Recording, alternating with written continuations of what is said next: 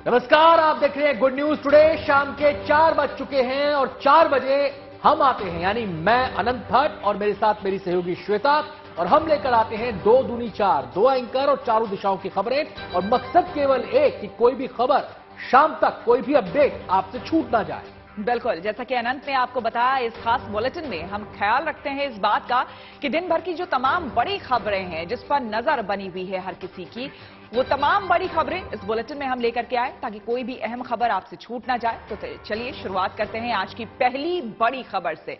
देखिए, नोएडा में 40 मंजिला सुपरटेक ट्विन टावर गिराने की तैयारी पूरी हो चुकी है। आज टावर को गिराने वाले प्लान पर अंतिम मुहर लगा दी गई है। अलग अलग विभाग के तमाम अधिकारियों ने तैयारियों का जायजा लिया। ट्विन टावर को 28 अगस्त रविवार को गिराया जाना है। दोपहर ठीक 2:30 बजे आपको हम बता दें कि ब्लास्ट किया जाएगा। इसके लिए दोपहर 2:30 बजे से 3 बजे तक नोएडा फ्लाइंग जोन रहेगा, नो फ्लाइंग जोन रहेगा। ट्विन टावर आपको बता दें कि यहां पर गिराए जाने से पहले उसके पास की सुपरटेक एमरल्ड और एटीएस विलेज सोसाइटी के निवासियों में चिंता है।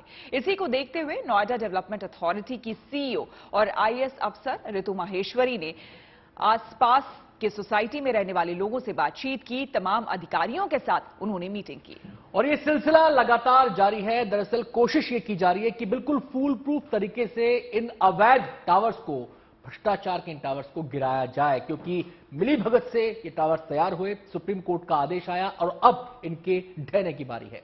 सुपरटेक एमरल्ड के 2 रिहायशी टावर ऐसे हैं जिनकी ट्विन टावर से दूरी केवल 10 मीटर है। नोएडा की 93A सेक्टर की सुपर एमरल्ड सोसाइटी के ठीक बगल में ट्विन टावर को गिराया जाना है। पूरे टावर को नॉन 52 टेक्सटाइल क्लॉथ से ढका गया है, जिसके अंदर से धूल नहीं आ सकती। 28 तारीख को सुबह 7 बजे आसपास रहने वाले लोगों को फ्लैट छोड़ना है। सुपरटेक ट्विन टावर्स ऊंचाई में दिल्ली के ऐतिहासिक कुतुब मीनार से भी बड़े हैं। यह देश के सबसे ऊंचे सीमेंट के ढांचों में से एक है। इसे अवैध तरीके से बनाया गया है। आपको बता दें कि लगातार इसको लेकर मंथन चल रहा है, माथापच्ची चल रही है, एक्सपर्ट्स की राय ली जा रही है। और इस ट्विन टावर्स को गिराने के लिए हम आपको बताएं कि ट्रैफिक में भी डायवर्जन किया गया है। जो एक्सप्रेस वे है, क्योंकि उसी एक्सप्रेस वे के बगल में ये ट्विन टावर्स पड़ते हैं, तो ट्रैफिक को भी डायवर्ट किया गया है, जिससे कि किसी भी किस्म की कोई भी दिक्कत किसी को भी ना आने पाए और ये सुरक्षित तरीके से इन अवैध टावर्स को गिरा दिया जाए। बिल्कुल, और आपको बता दें कई एहतियातन यहां पर रूल रेगुलेशन भी एक तरह से जारी किए गए हैं। आसपास के जो टावर्स में लोग हैं उनको खासतौर पर कहा गया है कि 28 तारीख को, यानी कि जिस दिन ये टावर ढाए जाएंगे उससे पहले सुबह 7 बजे ही वो लोग अपने अपने फ्लैट्स को छोड़कर चले जाएं। यहां तक कि गाड़ियों को भी बेसमेंट में नहीं रहने की इजाजत है, गाड़ियों को भी निकाल लिया जाए। जो सीईओ है नोएडा अथॉरिटी की, क्या कुछ वो कह रही हैं, आइए सुनते हैं। 28 अगस्त यानी संडे जो है उसको 2:30 बजे सुपरटेक की दोनों ट्विन टावर्स का डिमोलिशन किया जाएगा। आज फाइनल स्पॉट विजिट और सभी स्टेक होल्डर्स के साथ एक मीटिंग भी की गई है। यहाँ पे सभी तैयारियों को देखा गया है। मुख्यतः ये बताना चाहेंगे कि तैयारियां पूरी हो गई हैं। दोनों टावर्स में जो एक्सप्लोजिव्स लोड किए जाने थे, एक्सप्लोजिव्स भी लोड हो गए हैं। 28 तारीख को 2:30 बजे ब्लास्ट किया जाएगा। लगभग 10 से 12 सेकंड्स में दोनों टावर डिमोलिश हो जाएंगी। तो माहेश्वरी को आप सुन रहे थे, ऋतु माहेश्वरी को, जो कि सीईओ है नोएडा अथॉरिटी की। उनका कहना यह था कि 28 तारीख को दोनों ही टावर डिमोलिश हो जाएंगे। आपको बता दें कि एक लंबी लड़ाई उन लोगों को लड़नी पड़ी है जो इन टावर्स की मुखालफत कर रहे थे। उनका सीधे तौर पर यह कहना था कि ये कानून के विरुद्ध हैं, नियम कायदों को ताक पर रखकर बनाए गए हैं, मिली भगत के साथ बनाए गए हैं। लेकिन अब साथ ही साथ जो इस इलाके में लोग रहते हैं, आसपास की बिल्डिंग्स में जो लोग रहते हैं, उनके लिए ये चिंता का विषय भी है और वो यही दुआ कर रहे हैं कि सब कुछ बिना किसी दिक्कत के संपन्न हो जाए, ये टावर्स ध्वस्त हो जाए और किसी को कोई दिक्कत ना आए। मेरी सहयोगी श्वेता 2 दिन पहले वहां पर गई थी, पूरे इलाके का इन्होंने जायजा लिया था, वहां से इन्होंने रिपोर्टिंग की थी। श्वेता, आपने आसपास के लोगों से बातचीत की होगी, उनके जहन में इस समय क्या चल रहा है? खुशी की भी बात है और कहीं ना कहीं चिंता भी देखी क्या? बिल्कुल अनंत, वहां पे आसपास के लोगों से भी बात की और खास करके उस टीम से भी मैंने बात की जिनको डेमोलिश करना है इन टावर्स को। और वो जानना इसलिए भी जरूरी है क्योंकि उनका यह कहना था कि 100% फुल प्रूफ प्लान के तहत इन टावर्स को डेमोलिश किया जाएगा। जो टीम आई है खास करके डेमोलिशन के लिए, साउथ अफ्रीका से उन्हें बुलाया गया है। 6 लोगों की वो टीम है और पिछले 6 महीने से वो लोग लगातार यहां पर लगे हुए हैं। और आपको बता दें, उनका पूरा दावा था कि 100 से ज्यादा डेमोलिशंस अब तक वो लोग कर चुके हैं। किसी तरह की नुकसान, किसी तरह की दिक्कत किसी को नहीं हुई और ये भी अच्छे से ही होगा। चलिए, यही उम्मीद करनी चाहिए। अब सबको इंतजार है 28 तारीख का। ये ऐतिहासिक तारीख बनने जा रही है क्योंकि अवैध टावर्स को ध्वस्त किया जाएगा। लेकिन एक सवाल यहां पर यह भी उठ रहा है कि जिन अफसरों की मिलीभगत से, जिन कारिंदों की मिलीभगत से ये ट्विन टावर्स खड़े हो गए, उनका क्या होगा? बड़ा सवाल यहां पर यह है। खैर, अगली खबर का रुख करते हैं। दिल्ली की सियासत में आज का दिन उठापटक भरा रहा। राज्य की सत्ता पर काबिज आम आदमी पार्टी ने 11 बजे विधायक दल की बैठक बुलाई थी। कहा जा रहा था कि आपके कई विधायकों से पार्टी का संपर्क नहीं हो पा रहा है और पार्टी को डर है कहीं बीजेपी आप सरकार में तोड़फोड़ करने की कोशिश ना करे, इसलिए यह बैठक बुलाई गई। लेकिन बैठक शुरू होने के कुछ देर बाद ही इस मसले पर तस्वीर साफ हो गई। मीटिंग शुरू होने के करीब 40 मिनट बाद बताया गया कि सभी विधायकों से संपर्क हो गया है। बिल्कुल, आपको हम बता दें कि शराब नीति पर आरोप प्रत्यारोप के बाद केजरीवाल राजघाट पहुंचे।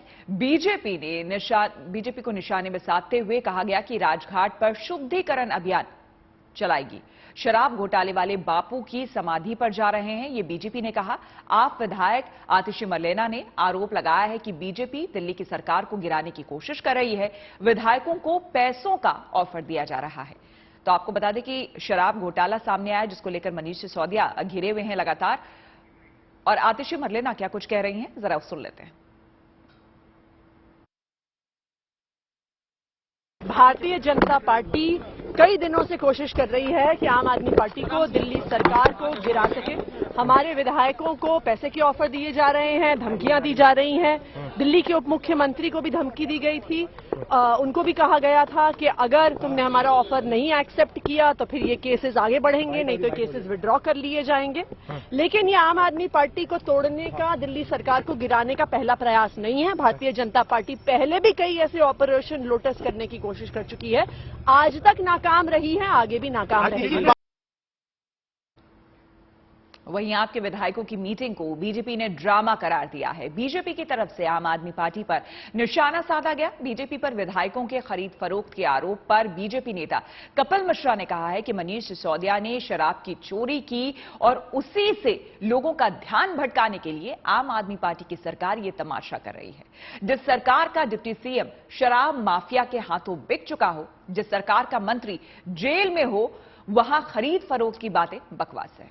लगातार इस मसले को लेकर दिल्ली की सियासत गरमाई हुई है और सबसे ज्यादा जो तीखी बहस चल रही है वो आम आदमी पार्टी और बीजेपी के बीच की चल रही है। बीजेपी नेता लगातार इस मसले को केंद्र में रखकर घेरने की कोशिश कर रहे हैं, न केवल आम आदमी पार्टी को बल्कि पूरी की पूरी केजरीवाल सरकार को भी, और निशाने केजरीवाल पर भी साधे जा रहे हैं। भ्रष्टाचार का आरोप लगाने वाली बीजेपी ने आज दिल्ली की सड़कों पर प्रदर्शन किया। प्रदर्शन में सभी सांसद, विधायक और प्रदेश के पदाधिकारी शामिल हुए। उप मुख्यमंत्री मनीष सिसोदिया से इस्तीफे की मांग की गई। बीजेपी कार्यकर्ताओं ने बैनर पोस्टर के साथ विरोध प्रदर्शन किया। बीजेपी सांसद मनोज तिवारी ने आम आदमी पार्टी पर गंभीर आरोप लगाए और मुख्यमंत्री केजरीवाल को घेरा। बीजेपी सांसद मनोज तिवारी क्या कुछ कह रहे हैं, जरा सुन लेते हैं। ये नया रोज स्क्रिप्ट लेके आते हैं। जो सी ग्रेड फिल्मों का स्क्रिप्ट होता है ना, वही अरविंद केजरीवाल इस समय लेके आ रहे हैं। अरे भैया, ये स्क्रिप्ट अब दिल्ली को नहीं समझ आएगी। दिल्ली को सीधा सीधा जवाब दीजिए कि शराब नीति जैसे ही सीबीआई इंक्वायरी शुरू हुई, आपने क्यों वापस लिया? दिल्ली के बच्चों का, दिल्ली के गरीबों का, टैक्स पेयर का पैसा कहां लूट के ले गए हैं, इस पे जवाब दीजिए। इधर उधर की बात मत करिए। ये झूठ की भी एक सीमा होती है, उसको भी पार कर गए हैं। आप जिस तरह से लगातार झूठ बोल के फंस रहे हैं, ये सारी झूठ और अनर्गल बातें। अरविंद केजरीवाल ना वो गोबल्स का वंशज हो गया है। वो गोबल्स था, लगातार झूठ बोलता था, सोचता था लोग सच मान लेंगे। दिल्ली की जनता जाग गई है, उसको जवाब दीजिए अरविंद केजरीवाल जी कि दिल्ली की लूट का पैसा किधर है और ऐसे भ्रष्टाचारियों को कैसी सजा होनी चाहिए।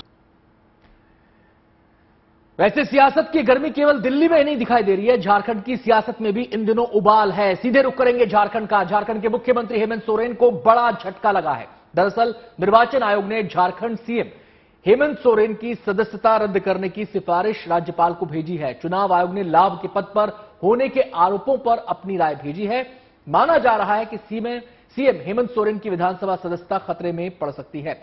राज्यपाल चुनाव आयोग की सिफारिश पर हेमंत सोरेन की सदस्यता रद्द भी कर सकते हैं। बिल्कुल, आपको बता दें, दरअसल हेमंत सोरेन पर झारखंड का सीएम रहते हुए खनन पट्टा खुद को और अपने भाई को जारी करने का आरोप है। उस वक्त हेमंत सोरेन के पास खनन मंत्रालय भी था। ईडी ने हाल ही में खनन सचिव पूजा सिंघल को मनी लॉन्ड्रिंग के केस में गिरफ्तार किया है। पूजा ने ही खनन का लाइसेंस जारी किया था। इस मामले में चुनाव आयोग ने जांच की थी। संविधान के अनुच्छेद 192 के तहत किसी सदस्य को अयोग्य ठहराने के मामले में अंतिम फैसला राज्यपाल को करना होता है। और यही वजह है श्वेता की जैसे ही राज्यपाल रांची पहुंचे तो एकदम गहमा गहमी वहां पर बढ़ गई और सबकी निगाहें इस समय राजभवन पर टिकी हैं कि राज्यपाल इस दिशा में क्या फैसला लेते हैं, क्या कदम बढ़ाते हैं। और यह मसला इसलिए अहम हो जाता है क्योंकि हेमंत सोरेन केवल विधानसभा सदस्य नहीं हैं, वो एक सूबे के मुख्यमंत्री हैं, वो झारखंड मुक्ति मोर्चा के विधायक दल के नेता हैं। अगर उनकी कुर्सी पर आंच आती है विधानसभा सदस्य के तौर पर तो फिर सवाल खड़ा होगा सरकार को लेकर भी, उसके भविष्य को लेकर भी। और सियासत में बहुत तेजी के साथ तस्वीर बदलती है, निष्ठाएं बहुत तेजी के साथ बदलती हैं। ऐसे में झारखंड के अंदर हम आपको बता दें कि झारखंड के अंदर गठबंधन की सरकार चल रही है, तो इसका सियासी समीकरणों पर क्या असर पड़ेगा यह भी देखने वाली बात होगी। लेकिन फिलहाल राज्यपाल पर निगाहें बिल्कुल, एक बात सिर्फ मैं जोड़ना चाहूंगी यहां पे आनंद, देखिए हम जब भी इस तरह की बातें सामने आती है हम सरकार की बात करते हैं कि आगे क्या होगा नहीं होगा, लेकिन झारखंड से जुड़े होने के नाते एक बात मैं जरूर कहूंगी कि वो झारखंड राज्य जो है अपने आप में खनिज संपदा से भरपूर है और झारखंड का दुर्भाग्य रहा है कि वहां इस तरह की सरकारें रही है। इससे पहले आपको मधु कोड़ा भी याद होंगे, मधु कोड़ा ने भी इतना फायदा उठाया अपने पद का कि आज देखिए उनकी क्या स्थिति है। और अब देखिए हेमंत सोरेन जो कि वहीं के निवासी है, वहीं के रहने वाले शिबू सोरेन जो उनके वंशज हैं, ये उनके पिता हैं, और वो लोग अगर इस तरह से करें, जो आदिवासी जल जंगल जमीन की बात, उसके हक की बात करता रहा है, और वो अगर इस तरह की बातों में शामिल होते हैं, आय से अधिक संपत्ति का मामला या फिर इस तरह की बातें जो सामने आती है, वो बेहद दुखद है वहां के निवासियों के लिए खास करके। वैसे मधु कोड़ा का आपने जिक्र किया, हम आपको बता दें कि ऐसी घटनाएं, ऐसी ऐतिहासिक घटनाएं केवल हिंदुस्तान की सियासत में ही हो सकती हैं जब एक निर्दलीय बन गया था सीएम तमाम पार्टियों के सहयोग से। खैर, रुक करते अगली खबर का। बीजेपी से निलंबित विधायक राजा सिंह की फिर से गिरफ्तारी की मांग को लेकर कल रात हैदराबाद में फिर से प्रदर्शन हुए। प्रदर्शन के दौरान जमकर सर तन से जुदा के नारे लगे। शाह अली बंदा इलाके में एक वक्त ऐसा भी आया जब दोनों समुदाय के लोग आमने सामने थे। हालांकि मामला शांत करा लिया गया, लेकिन एक समुदाय की तरफ से पुलिस पर पथराव किया गया, जिसके बाद रैपिड एक्शन फोर्स ने उपद्रवियों पर लाठी चार्ज कर दिया। उपद्रवियों को चुन चुन कर पकड़ा गया। करीब 80 लोगों को हिरासत में लिया गया है। आपको बता दें कि गृह मंत्री महमूद अली ने लोगों से शांति बनाए रखने की अपील की। उन्होंने कहा कि कोई भी कानून को अपने हाथ में ना ले। हालांकि सर तन से जुदा का नारा लगाने वाले ब्रिगेड के उपद्रवियों को छुड़वाने में भी ओवैसी ने पूरी मदद की है। सीएम केसीआर के बेटे टी रामाराव ने ट्वीट कर लोगों से शांति बनाए रखने की अपील की है। साथ ही उन्होंने कहा है कि सोशल मीडिया के जरिए देश के सामाजिक ताने बाने को बिगाड़ने की साजिश की जा रही है। चलिए हम रुक करेंगे अगली खबर का। आपको बता दें, जम्मू कश्मीर में आतंकियों की साजिश के खिलाफ बड़ी कामयाबी हाथ लगी है। पाकिस्तान की फितरत फिर से साफ हो गई है। सुरक्षा बलों ने एक फिदायीन आतंकी को नौसेरा सेक्टर में पकड़ा है, जो कि एलओसी पर घुसपैठ कर घाटी में बड़े हमले की साजिश में शामिल था, साजिश रच रहा था। पकड़े गए आतंकी का नाम तबराक हुसैन बताया जा रहा है, जिसने पूछताछ में कबूला है कि वो पाकिस्तान के कोटली जिले के सबस्कोट इलाके का रहने वाला है। उसने ये भी माना है कि पाक की खुफिया एजेंसी आईएसआई ने उसे हमले के लिए भारत में भेजा। आपको बता दें कि आतंकी तबराक ने आईएसआई के कर्नल यूनुस चौधरी का नाम लिया है और कहा है कि उसने हमले के लिए 30,000 रुपए पाकिस्तानी करेंसी में दिए थे। उनके निशाने पर भारतीय सेना की पोस्ट थी। खुलासा हुआ है कि तबराक ने 2-3 बार सेना की पोस्ट की रेकी भी की थी और बीते 21 अगस्त को आईएसआई कर्नल के हुक्म पर इसने घुसपैठ की, लेकिन पकड़ा गया और अपने मंसूबों में नाकाम रहा। किसने भेजा तुम्हें यहाँ? चौधरी यूनुस ने। क्या मकसद था, क्या बोला करने को? जब बार हमला करता छो। हमला करने के लिए भेजा यहाँ? हाँ कितने लोग थे? तुम लोग कितने लोग थे? 4-5। बाकी कहाँ गए? बाकी पीछे भाग गए। और अब रुख करते हैं अगली खबर का। बिल्किस बानो केस के दोषियों की रिहाई के खिलाफ याचिका पर आज सुप्रीम कोर्ट में सुनवाई हुई। दोनों पक्षों की दलीलें सुनने के बाद सुप्रीम कोर्ट ने गुजरात सरकार को नोटिस जारी किया है। साथ ही सभी दोषियों को पक्ष बनाने का भी निर्देश दिया है। अब इस मामले की अगली सुनवाई 2 हफ्ते बाद होगी।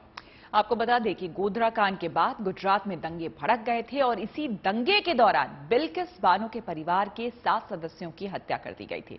इतना ही नहीं, दंगाइयों ने बिल्किस बानो के साथ सामूहिक दुष्कर्म भी किया था। मुंबई की एक विशेष सीबीआई अदालत ने 21 जनवरी 2008 को हत्या और सामूहिक दुष्कर्म के मामले में सभी 11 आरोपियों को उम्र कैद की सजा सुनाई थी। बाद में बॉम्बे हाईकोर्ट ने उनकी सजा को बरकरार रखा था। राहुल गांधी लगातार इस मामले को लेकर सरकार पर हमला बोल रहे हैं। और अब खबर बिहार से। बिहार के आरजेडी एमएलसी सुनील सिंह और दूसरे नेताओं के बैंक लॉकर खंगालने में जुटी है सीबीआई की टीम। जी हां, नौकरी घोटाले में कल 30 जगहों पर मारे गए थे छापे। जब्त किए गए कागजात की भी छानबीन हो रही है। आरजेडी एमएलसी सुनील सिंह ने आरोप लगाया है कि सीबीआई की टीम ने सीलिंग को भी तोड़ डाला। साथ ही उनके बेटे का लैपटॉप भी सीबीआई ने जब्त कर लिया है। उन्होंने आरोप लगाया है कि प्रधानमंत्री नरेंद्र मोदी की मंशा है कि किसी तरह से बिहार में महागठबंधन टूट जाए। बदले की भावना से ये कार्रवाई की जा रही है। बुधवार को सीबीआई ने बिहार में पटना, कटिहार और मधुबनी में भी कई ठिकानों पर छापेमारी की थी। सीबीआई ने जिन जगहों पर छापेमारी की है उनमें आरजेडी एमएलसी सुनील सिंह, पूर्व आरजेडी एमएलसी सुबोध रॉय, राज्यसभा सांसद अशफाक करीम और फयाज अहमद के ठिकाने भी शामिल हैं। आपको बता दें कि ये जो सीबीआई की छापेमारी हुई है ये नौकरी के बदले जमीन मामले को लेकर हुई है और इसमें उंगली उठती रही है लालू प्रसाद यादव के परिवार पर भी। रुख करते हैं अगली खबर का। एम्स में भर्ती कॉमेडियन राजू श्रीवास्तव के फैंस के लिए गुड न्यूज है। राजू श्रीवास्तव को 15 दिन बाद आज सुबह 8:10 पर होश आया। पीआरओ ने यह जानकारी दी, जिसके बाद सेहत में जल्द और सुधार होने की उम्मीद बढ़ गई है। राजू श्रीवास्तव बीते कई दिनों से अस्पताल में भर्ती हैं। 10 अगस्त को वर्कआउट करते समय दिल का दौरा पड़ने के बाद से वो हॉस्पिटल में बेहोश हैं, भर्ती हैं। बिल्कुल, उनको कुछ समय के लिए, कुछ दिनों के लिए इनफैक्ट आपको बता दें कि वेंटिलेटर पर भी उनको रखा गया था। लेकिन आज ये खुशखबरी सामने आई। राजू श्रीवास्तव सुबह 8:10 पर होश में आ गए। इसके बाद 9 बजे डॉक्टर्स की टीम ने राजू की कंडीशन को भी चेक किया। उनके फैंस और चाहने वाले लगातार उनके जल्द ठीक होने की कामना कर रहे हैं। राजू के होश में आने से कॉमेडियन के परिवार के चेहरों की मुस्कान लौट आई है। राजू की सेहत में सुधार की पुष्टि अब उनके दोस्त कॉमेडियन सुनील पाल ने भी की है। सुनील पाल के अनुसार राजू की सेहत अब पहले से काफी बेहतर है। वो पॉजिटिव साइन दे रहे हैं। वर्ल्ड कप 2021 के बाद भारत पाकिस्तान पहली बार 28 अगस्त को कोई मुकाबला खेलने जा रहा है। जी हां, दोनों टीमें एशिया कप में हिस्सा लेने दुबई पहुंच गई है। बुधवार को टीम इंडिया ने पहला प्रैक्टिस सेशन भी किया। इस दौरान टीम इंडिया के पूर्व कप्तान विराट कोहली पाकिस्तान के कप्तान बाबर आजम से मिले। उन्होंने बाबर से हाथ मिलाया और पीठ ठोककर उनका हौसला भी बढ़ाया। बीसीसीआई ने इसका वीडियो सोशल मीडिया पर शेयर किया है। कोहली के अलावा वीडियो में हार्दिक पांड्या, यजुवेंद्र चहल, सूर्य कुमार यादव, रविचंद्रन अश्विन, दिनेश कार्तिक और अर्शदीप सिंह समेत अन्य खिलाड़ी भी नजर आए।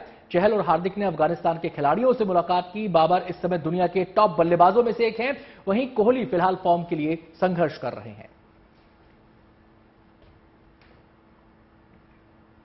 और अब बात जरा पाकिस्तान की सियासत की भी कर लें। पाकिस्तान के पूर्व पीएम इमरान खान फिलहाल जेल से बच गए हैं। एंटी टेरर केस में इमरान खान को बेल मिल गई है। 1 सितंबर तक की कानूनी राहत दी गई है। हाईकोर्ट ने इमरान को 25 अगस्त को आतंकवाद निरोधी कोर्ट में पेश होने का आदेश दिया था। दरअसल शनिवार को इमरान के खिलाफ जज और पुलिस अधिकारियों को धमकी देने के आरोप में आतंकवाद विरोधी अधिनियम के तहत एफआईआर दर्ज की गई थी, जिसके बाद उन पर गिरफ्तारी की तलवार लटक रही थी। आपको बता दें कि पीटीआई के वकील फैसल चौधरी और बाबर अवान ने पूर्व पीएम की ओर से याचिका दायर की थी। अपनी दलील में उन्होंने कहा था कि इमरान खान को जब भी समन किया जाएगा वो अदालत में पेश होने के लिए तैयार है। वहीं इस्लामाबाद पुलिस के एसपी ताहिर खान का कहना है कि पुलिस को इमरान खान के घर जाने से रोका जा रहा है। इस्लामाबाद के सदर मजिस्ट्रेट अली जावेद की शिकायत पर पीटीआई के अध्यक्ष इमरान के खिलाफ एटीए के तहत मामला दर्ज किया गया है। इसके बाद पीटीआई के समर्थकों ने सड़कों पर विरोध प्रदर्शन किया था। इसी के साथ 2 दूनी 4 में श्वेता और अनंत के साथ आज बस इतना ही।